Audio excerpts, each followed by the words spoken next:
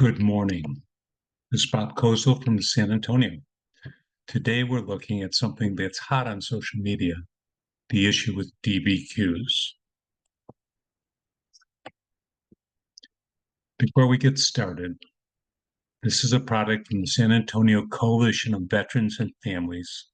Our mission is the immediate assistance for homeless veterans. Please feel free to hit the like button or subscribe to our channel. Presenter and contents, me, Bob Kozel. Earlier this year, 2026, at a VA House Committee meeting, a VA representative stated that VA was using AI to review DBQs going back to 2010. What were they looking for? According to the VA representative, they were looking for unsigned DBQs, altered DBQs, and DBQs that had a doctor's location more than 100 miles from the veteran's home residence. First of all, what is a DBQ? It's a Disability Benefits Questionnaire, hence the acronym. It's used to detail the current severity of a condition, often used for increases in VA claims. You have a condition you're service connected for, it's worse, a DBQ can document it. It includes a medical opinion, but is mainly for the diagnosis and the symptoms, the severity. DBQs are a VA document. DBQ versus a nexus letter, two things thrown around in claims. A DBQ reports the severity of a condition. This consideration is critical if you're reopening a claim.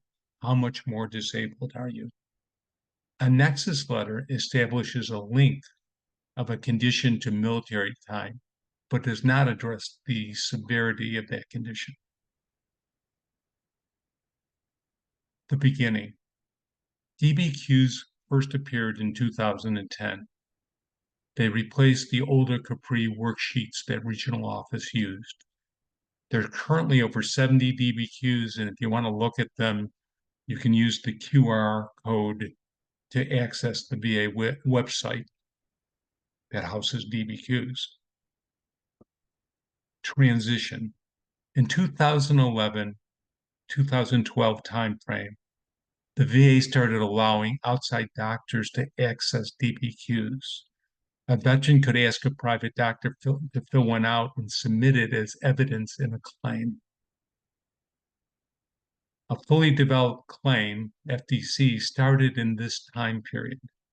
The veteran submitted all the evidence needed to include a DBQ. This could replace the need for a VA compensation and pension exam, a C&P exam. This had two benefits. One, for the VA, they didn't have the cost of a C&P exam. And for the veteran, at least on paper, all this would go much faster because all the evidence was right with the claim when it was submitted.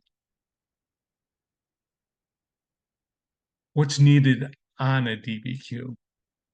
Besides the findings, the medical findings, a signature, printed name and credentials, area of practice, the specialty of the doctor, the phone and or fax number. This can be optional actually if it's findable online, medical license number, and national provider identifier.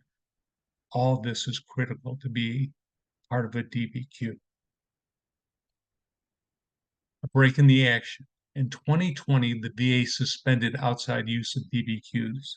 It would later rescind this. This wasn't the first inkling of problems with the system. Later, the use of DBQs was reinstated for a number of reasons. But there was a growing concern, and the growing concern was over outside agencies that appeared to be claim mills. And if you're frequent YouTube, you'll see some of them. The VA has filed a number of cease and desist letters to specific entities. And in Texas, the Attorney General has taken action on a group base in Austin that happened just after the first of this year. If you have interest in sort of the history of that, an excellent article was on the Warhorse website in 2025 at the end of the year, and it's shows some of the groups singled out for potential fraud. Many of them are still functioning. If you use the QR code, you can go to that article. So where are we today? It's very clear that future DBQs will receive more scrutiny from the VA. In January 2026, the VA updated the M21 rules on reviewing DBQs. M21 is the guidance to regional office. So this is a topic the VA is very aware of. And if you want to see the M21 article on this, you go to use the QR code. Congress.